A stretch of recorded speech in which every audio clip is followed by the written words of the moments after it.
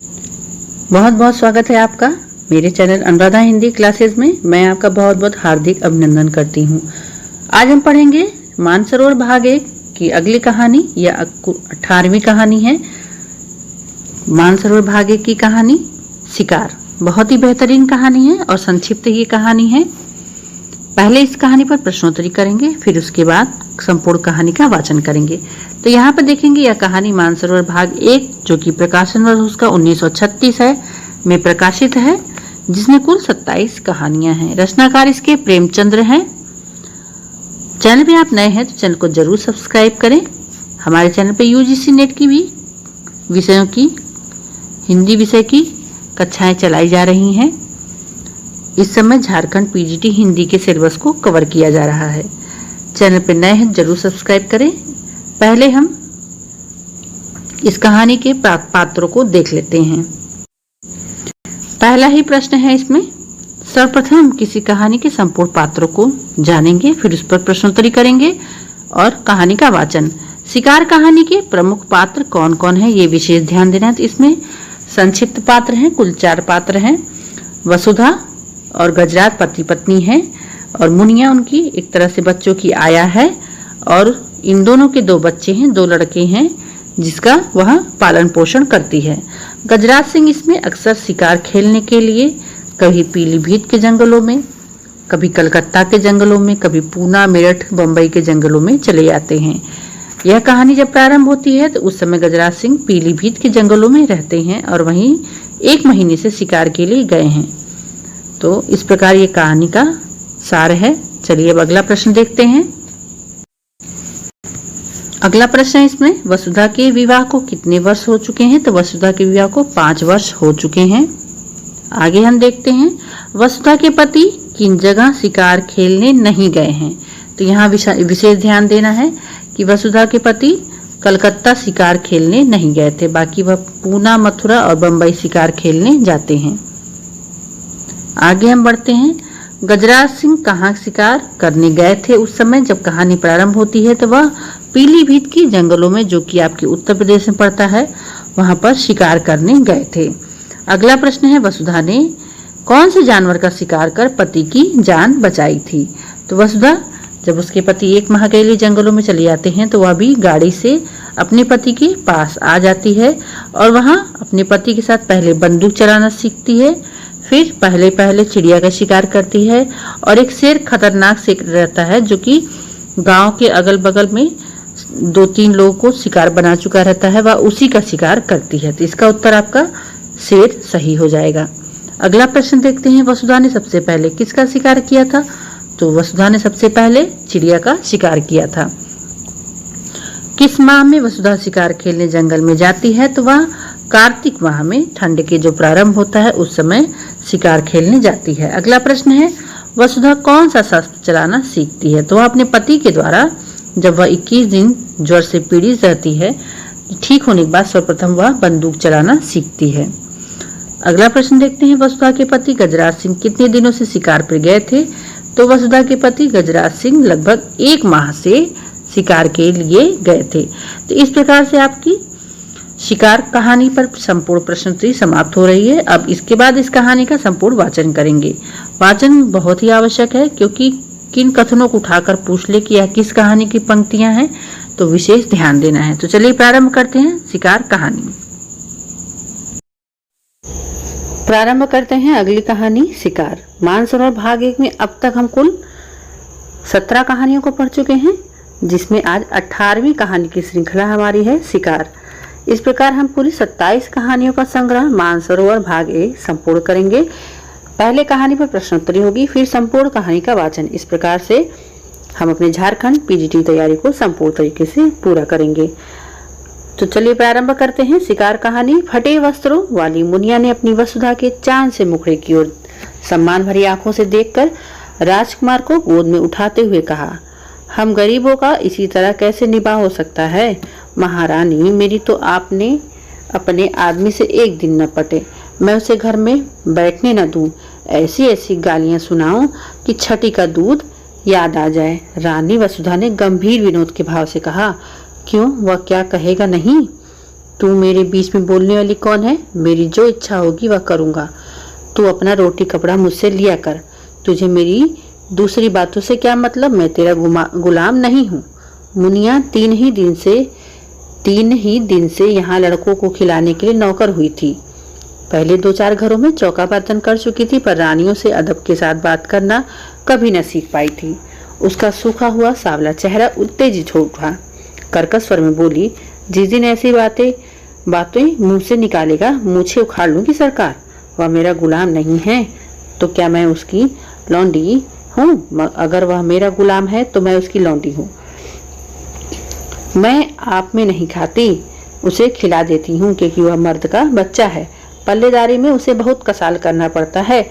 आप चाहे फटे पहनूं पर उसे फटे पुराने की नहीं पहनने देती। जब मैं उसके लिए इतना करती हूँ तो मजाल है कि वह मुझसे आंखें दिखाए। अपने घर का आदमी इसलिए तो छाता पोछ छोपता है कि उससे बरखा बूंदी में बचा हो। अगर यह डर रहे कि घर न जाने कब गिर पड़ेगा तो ऐसे घर में कौन रहेगा? उससे तो रुख की छां ही कहीं अच्छी है।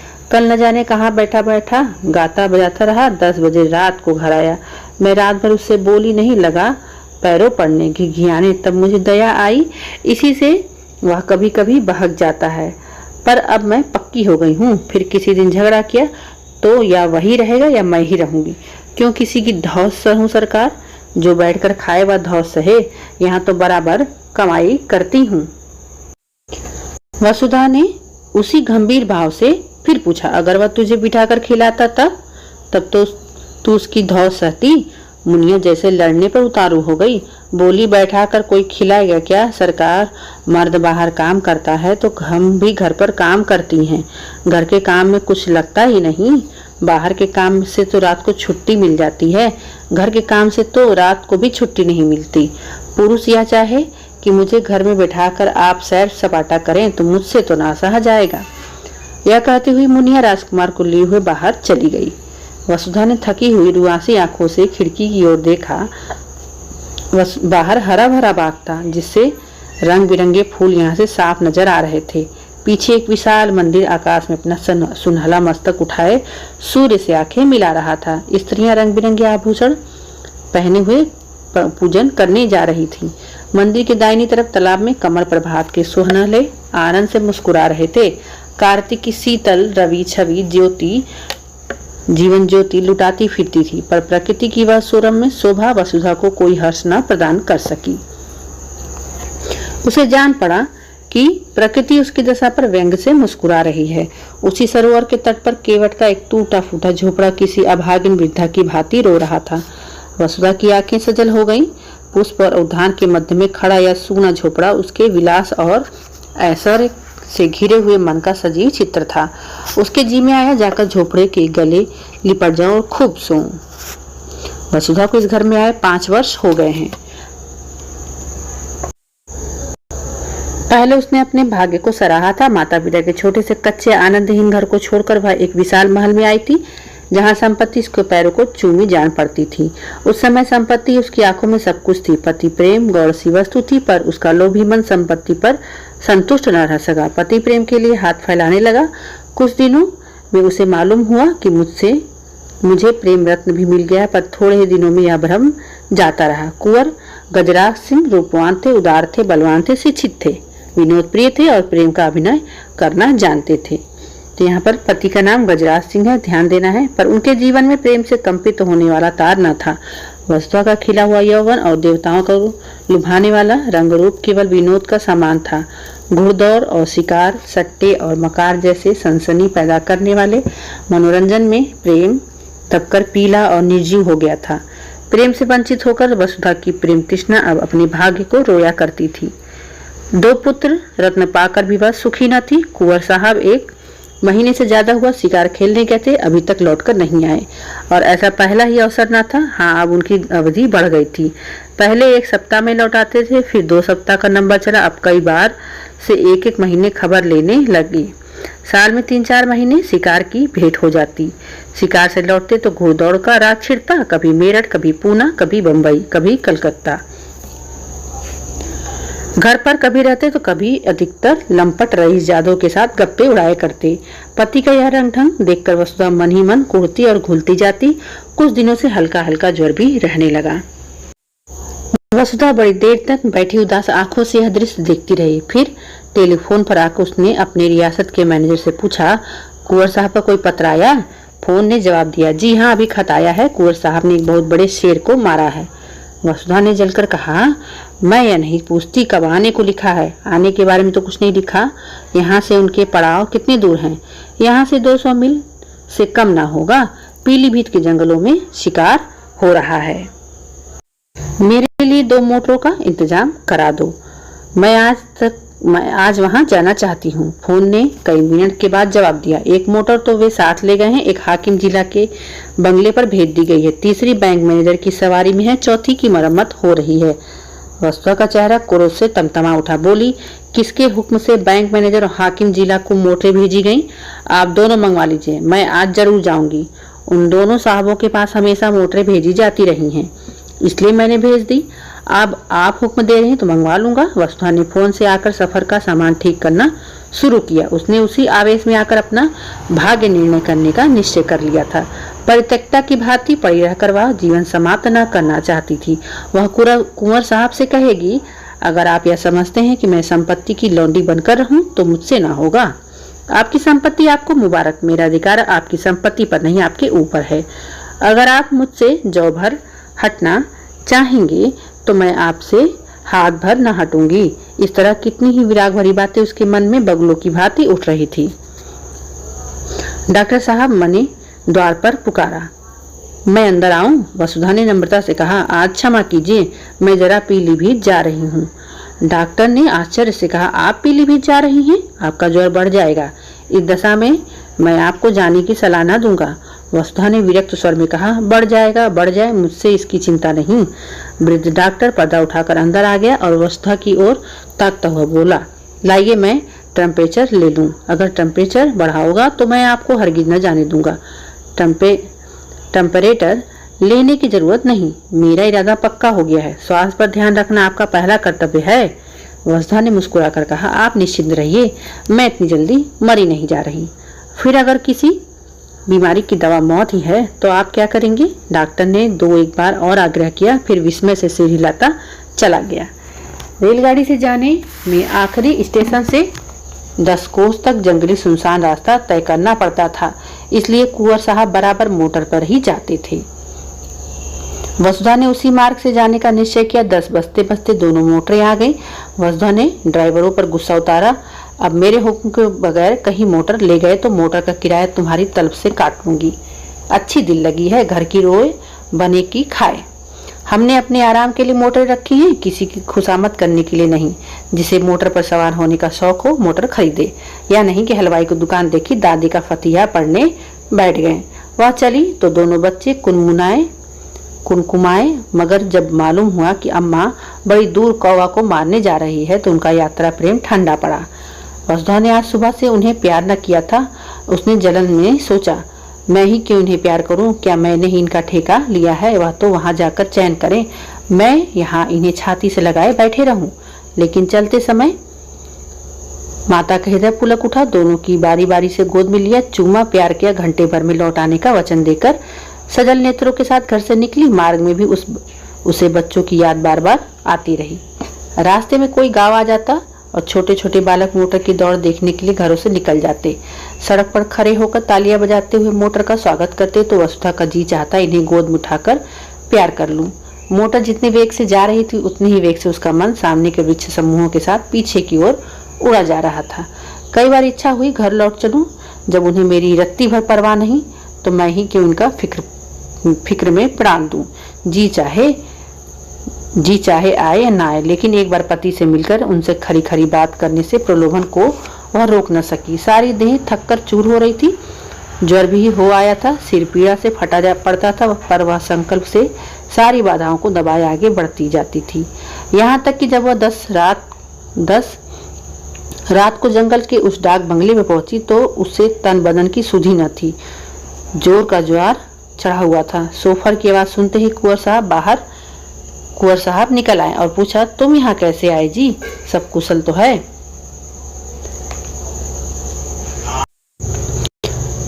सोफन ने करीब आकर कहा, रानी साहब आई हैं हुजूर, रास्ते में बुखार हो आया है, बेहोश पड़ी हुई हैं। कुंवर साहब ने वहीं खड़े कठोर स्वर में पूछा, तो तुम उन्हें वापस क्यों न ले गए? क्या तुम्हें मालूम नहीं था कि यहाँ कोई वैद्य हकीम नहीं है? सोफन ने सिर पिटाकर जवाब दिया, हुजूर वह किसी तरह मानती ही न थी तो मैं क्या करता? कुंवर साहब ने डांटा, चुप रहो जी, बातें न बनाओ। तुमने समझा होगा शिकार का बाहर देखेंगे और पड़े पड़े सोएंगे, तुमने वापस चलने का कहा ही ना होगा। सोफर, वह मुझसे डांटती थी हुजूर, तुमने कहा था। मैंने कहा तो नहीं हुजूर। बस तो चुप रहो, मैं तुमको खूब पहचानता हूँ, तुम्हें मोटर लेकर इसी वक्त लौटना पड़ेगा। और कौन कौन साथ है? सोफर ने दबी हुई आवाज में कहा, एक मोटर पर बिस्तर और कपड़े हैं, एक पर खुद रानी साहब हैं, यानी और कोई साथ नहीं। हुजूर, मैं तो हुक्म का ताबेदार हूँ, बस चुप रहो। यूं झल्लाते हुए कुंवर साहब वसुधा के पास गए, आहिस्ता से पुकारा। जब कोई जवाब न मिला तो उन्होंने धीरे से उसके माथे पर हाथ रखा। सिर में गर्म तवा हो रहा था। उस ताप ने मारो सारी क्रोध ज्वाला ही को खींच लिया। लपक कर बंगले में आए, सोए आदमी को जगाया, पलंग बिछवाया, अचेत वसुधा को गोद में उठाकर कमरे में लाए और लिटा दिया। फिर सिरहाने खड़े होकर उसे व्यथित नेत्रों से देखने लगे। उस धूल से भरे मुखमंडल और बिखरे हुए रंजित केसों में आज उन्होंने आग्रह में प्रेम की झलक दिखी। जब तक उन्होंने वसुधा को विलासिनी के रूप में देखा था, जिसे उनके प्रेम की परवाह न थी, जो अपने बनाव श्रृंगार में ही मग्न थी, आज धूल के पाउडर और पोमेड में वह उसके नारित्व का दर्शन कर रहे थे।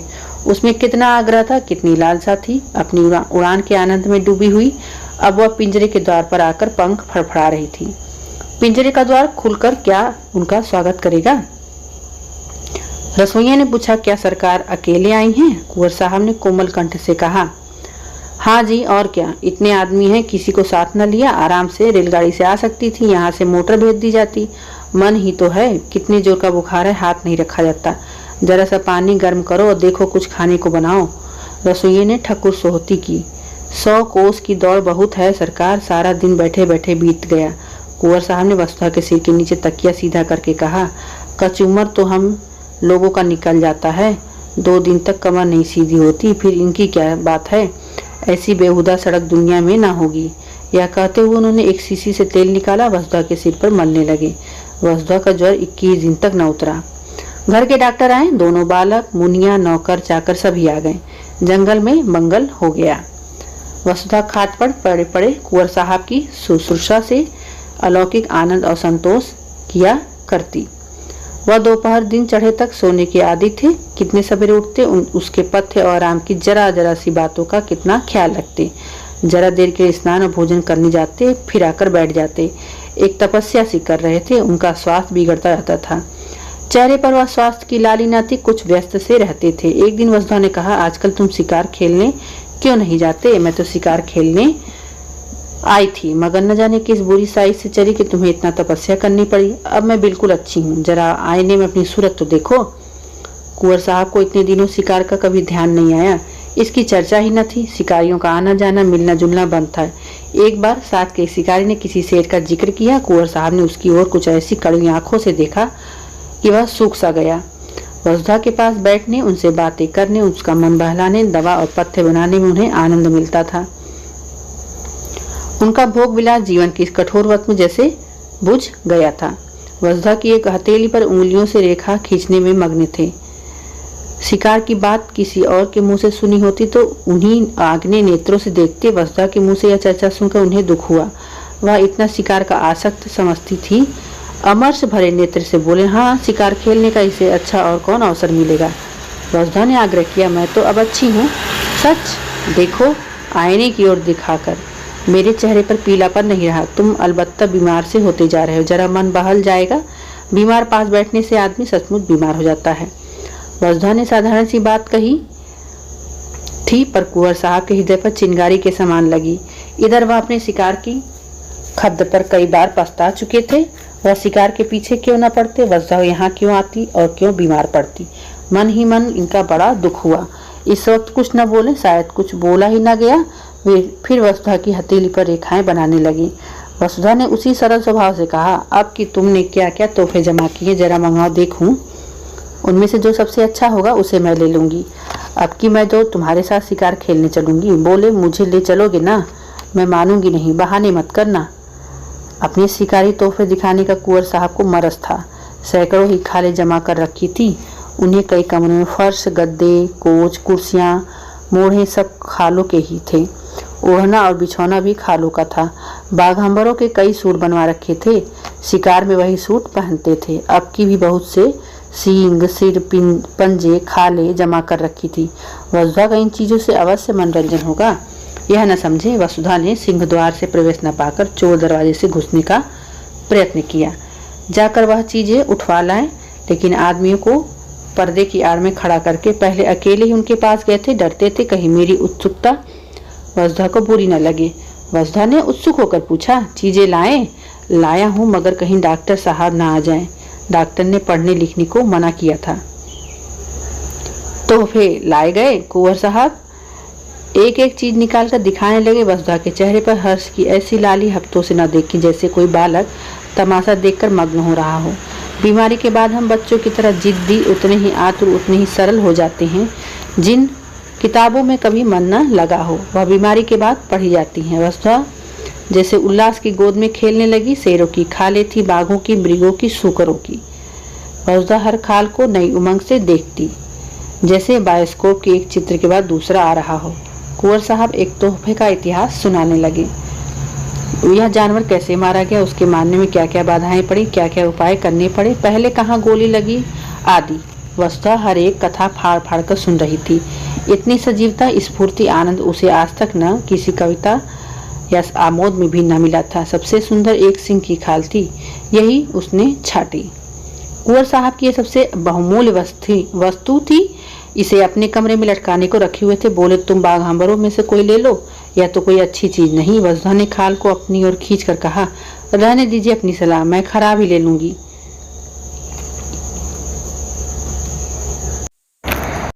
कुंवर साहब ने जैसे अपनी आंखों से आंसू पोंछकर कहा, तुम वही ले लो, मैं तुम्हारे ख्याल से कह रहा था। मैं फिर वैसे ही मार लूंगा। तो तुम मुझे चकमा क्यों देते थे? चकमा कौन देता था? अच्छा खाओ फिर सिर की कसम, यह सबसे सुंदर खाल नहीं है? कुंवर साहब ने हार ही हंसी हंसकर कहा, कसम क्यों खाएं?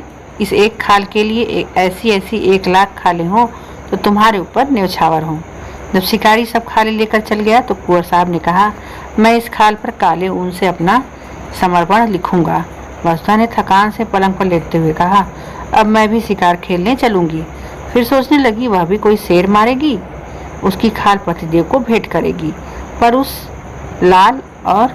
पर लाल ऊन से लिखा जाएगा, प्रियतम। जिस ज्योति के मंद पड़ने पर पड़ जाने से हर एक व्यापार, हर एक व्यंजन पर अंधकार से छा जाता है, वह ज्योति अब प्रदीप्त होने लगी। शिकारों का वृतांत सुनने की वसुधा को चोट सी पड़ गई। कुंवर साहब को कई कई बार अपने अनुभव सुनाने पड़े, उनका सुनने से जी न भरता। अब तक कुंवर साहब का संसार अलग था, जिसके दुख, सुख, हानि, लाभ, आशा, निराशा से वसुधा का कोई सरोकार न था। वसुधा को इस संसार के व्यापार से कोई रुचि न थी, बल्कि अरुचि थी। कुंवर साहब इस पृथक संसार को बातें उससे छिपाते थे, पर अब वसुधा उसके इस संसार में एक उज्जवल प्रकाश, एक वरदानों वाली देवी की समान हो गई थी। एक दिन वसुधा ने आग्रह किया, मुझे बंदूक चलाना सिखा दो। डॉक्टर साहब की अनुमति मिलने पे मैं विलंब ना हुआ। वसुधा स्वस्थ हो गई है। कुंवर साहब ने शुभ मुहूर्त में उसे दीक्षा दी।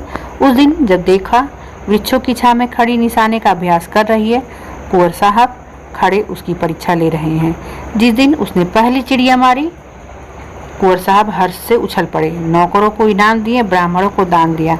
इस आनंद की शुभ स्मृति में उस पक्षी की मम्मी बनाकर रखी गई। वसुधा के जीवन में अब एक नया उत्साह, एक नया उल्लास, एक नई आशा थी। पहले की भांति उसका वंचित हृदय अशुभ कल्पनाओं से त्रस्त न था। अब उसमें विश्वास था, बल था, अनुराग था। कई दिनों के बाद वसुधा की साथ पूरी हुई। कुंवर साहब उसे साथ लेकर शिकार खेलने पर राजी हुए। शिकार था शेर का, और शेर भी वह जिसने इधर महीने से आसपास के गांव में तहलका मचा दिया था। चारों तरफ अंधकार था, ऐसा सघन की पृथ्वी उसके भार से कहराती हुई जान पड़ती थी। कुंवर साहब वसुधा एक ऊंचे मचान पर बंदूक लिए दम साधे बैठे हुए थे। यह भयंकर जंतु था अभी पिछली रात को वह सोते हुए आदमी को खेत में मचान से खींचकर ले भागा था। उसकी चालाकी पर लोग दांतों तले उंगली दबाते थे। मचान इतना ऊंचा था कि शेर उछलकर न पहुंच सकता था। हाँ, उसने देख लिया था कि वह आदमी मचान पर बाहर की तरफ सिर किए सो रहा था। दुष्ट को एक चाल सूझी। वह पास के गांव में गया, वहां से एक लंबा बांस उठा लाया। बांस के एक सिरे को उसने दांतों से कुचला। जब उसकी कुची सी बन गई तो उसे न जाने अगले पंजों दांतों से उठाकर सोने वाले आदमी के बालों में फिराने लगा। वह जानता था बाल बांस के रेशों में फंस जाएंगे। एक झटके में अभागा आदमी नीचे आ रहा था। इसी मानुस बच्चे शेर की घात में दोनों शिकारी बैठे हुए थे। नीचे कुछ दूर पर भैंसा बांध दिया गया था। शेर के आने की राह देखी जा रही थी। कुंवर साहब शांत थे, पर वसुधा की छाती धड़क रही थी। जरा सा पत्ता भी खड़कता तो वह चौंक पड़ती। बंदूक सीधी करने के बदले चौंक कर कुंवर साहब से चिपट जाती। कुंवर साहब बीच बीच में उसको हिम्मत बंधाते जाते थे। जो ही भैंसे पर आया, मैं उसका काम तमाम कर दूंगा। तुम्हारी गोली की नौबत ना आने पाएगी। वसुधा ने सिहर कर कहा। और जो कहीं निशाना चूक गया तो उछालेगा, तो फिर दूसरी गोली चलेगी। तीनों बंदूकें भी तो तैयार रखी हैं। तुम्हारा जी घबराता तो नहीं? बिल्कुल नहीं, मैं तो चाहती हूँ पहला मेरा निशाना हो। पत्ते खड़खड़ा उठे। वसुधा चौंक कर पति के कंधों से लिपट गई। कुंवर साहब ने उसकी गर्दन में हाथ डालकर कहा, दिल मजबूत करो प्रिय। वसुधा ने लज्जित होकर कहा, नहीं नहीं, मैं डरती नहीं, जरा चौंक पड़ी थी। सहसा भैंसे के पास दो चिंगारियां सी चमक उठी। कुंवर साहब ने धीरे से वसुधा का हाथ दबाकर शेर के आने की सूचना दी और सतर्क हो गए। जब शेर भैंसे पर आ गया तो उन्होंने निशाना मारा, खाली गया। दूसरा फायर किया। शेर जख्मी तो हुआ पर गिरा नहीं। क्रोध से पागल होकर इतने जोर से गरजा कि वसुधा का कलेजा दहल उठा। कुंवर साहब तीसरा फायर करने जा रहे थे कि शेर ने मचान पर जस्त मारी। उसके अगले पंजों के धक्के से मचान ऐसा हिला कि कुंवर साहब हाथ में बंदूक लिए झोंके से नीचे गिर पड़े। कितनी भीषण अवसर था। अगर एक पल का भी विलंब होता तो कुंवर साहब की खैरियत न थी। शेर की जलती हुई आंखों वसुधा के सामने चमक रही थी। उसकी दुर्गंध में सांस देह में लग रही थी। हाथ पांव फूले हुए थे, आंखें भीतर की सुकड़ी जा रही थी। पर इस खतरे ने जैसे उसकी नाड़ियों में बिजली भर दी। उसने अपनी बंदूक संभाली। शेर के और उसके बीच में 2 हाथ से ज्यादा अंतर न था। वह उचक कर आना ही चाहता था। वसुधा ने बंदूक की नली उसकी आंखों में डालकर बंदूक छोड़ी। धाएं। शेर के पंजे ढीले पड़े, नीचे गिर पड़ा। अब समस्या और भी चढ़ती। शेर से 3 ही 4 कदम पर कुंवर साहब गिरे थे। शायद ज्यादा चोट आई हो। शेर में अगर अभी दम है तो वह उन पर जरूर वार करेगा। वसुधा के प्राण आंखों में थे, बल कलाइयों में। इस वक्त कोई इस देह में भाला भी चुभा देता तो उसके खबर न होती। वह अपने होश में न थी। उसकी मूर्छा ही चेतना का काम कर रही थी। उसने बिजली की बत्ती जलाई। देखा शेर उठने की चेष्टा कर रहा है। दूसरी गोली सिर पर मारी और उसके साथ ही रिवाल्वर लिए नीचे कूदी। शेर जोर से गुर्राया। वसुधा ने उसके मुंह के सामने रिवाल्वर खाली कर दिया। कुंवर साहब संभल कर खड़े हो गए। दौड़कर उसे छाती से चिपटा लिया। अरे यह क्या? वसुधा बेहोश थी। भय उसके प्राणों को मुट्ठी में लिए उसकी आत्मरक्षा कर रहा था। भय के शांत होते ही मूर्छा आ गई। 3 घंटे बाद वसुधा की मूर्छा टूटी। उसकी चेतना अब भी उसी भयप्रद परिस्थितियों में विचार कर रही थी। उसने धीरे से डरते डरते आंखें खोली। कुंवर साहब ने पूछा, कैसा जी है प्रिय? वसुधा ने रक्षा के लिए दोनों हाथों का घेरा बनाते हुए कहा, यहाँ से हट जाओ, ऐसा ना हो झपट पड़े। कुंवर साहब ने हंसकर कहा, शेर कब का ठंडा हो गया, वह बरामदे में पड़ा है। ऐसे डील डॉल का और इतना भयानक शेर मैंने नहीं देखा। वसुधा, तुम्हें चोट तो नहीं आई? कुंवर, बिल्कुल नहीं। तुम कूद क्यों पड़ी? पैरों में बड़ी चोट आई होगी। तुम कैसे बची, यह आश्चर्य है। मैं तो इतनी ऊंचाई से कभी न कूद सकता था। वसुधा ने चकित होकर कहा, मैं कहाँ कूदी? शेर मचान पर आया, इतना याद है। इसके बाद क्या हुआ मुझे कुछ नहीं याद। कुंवर को भी विस्मय हुआ। वाह, तुमने उस पर 2 गोलियां चलाई, वह नीचे गिर गया तो तुम कूद भी पड़ी। उसने मुंह में रिवाल्वर की नली ठूस दी, बस ठंडा हो गया। बड़ा बेहया जानवर था। अगर तुम चूक जाती तो वह नीचे आते ही मुझ पर जरूर चोट करता। मेरे पास तो छुरी भी न थी। बंदूक हाथ से छूटकर दूसरी तरफ गिर गई। अंधेरे में कुछ सुनाई न था। सुनाई न देता था। तुम्हारे ही प्रसाद से इस वक्त मैं यहाँ खड़ा हूँ। तुमने मुझे प्राणदान दिया है। दूसरे दिन प्रातःकाल यहाँ से कूच हुआ। जो घर वसुधा को फाड़े खाता था उसमें आज जाकर ऐसा आनंद आया जैसे किसी बिछुड़े मित्र से मिली हो। हर एक वस्तु उसका स्वागत करती हुई मालूम होती। जिस नौकरी और लौंडिये से वह 6 महीनों से सीधे मुंह न बोली थी, उनसे वह आज हंस हंस कर कुशल पूछती, गले मिलती, जैसे अपनी पिछली दुखाइयों की पटौती कर रही हो। संध्या का सूर्य आकाश के स्वर्ण सागर में अपनी नौका खेता हुआ चला जा रहा था। वसुधा खिड़की के सामने कुर्सी पर बैठकर सामने का दृश्य देख रही थी। उस दृश्य में आज जीवन था, विकास था, उन्माद था। केवट का वह सूना झोपड़ा भी आज कितना सुहावना लग रहा था। मंदिर के सामने मुनिया राजकुमारों को खिला रही थी। वसुधा के मन में आज कुलदेव के प्रति श्रद्धा जागृत हुई, जो बरसों से पड़ी सो रही थी। उसने पूजा के सामान मंगवाए, पूजा करने चली। आनंद से भरे भंडार में अब वह दान भी कर सकती थी। जलते हुए हृदय से ज्वाला के सिवा और क्या निकलती। उसी वक्त कुंवर साहब आकर बोले, अच्छा पूजा करने का जी हो रहा है, मैं भी वहाँ जा रहा था। मैंने एक मनौती मान रखी है। वसुधा ने मुस्कुराती हुई आंखें से पूछा, कैसी मनौती है? कुंवर साहब ने हंसकर कहा, यह न बताऊंगा। तो इस प्रकार से आपकी कहानी शिकार खत्म हुई। बहुत ही बेहतरीन कहानी। मिलते हैं अगली कहानी के साथ, सुभागी कहानी।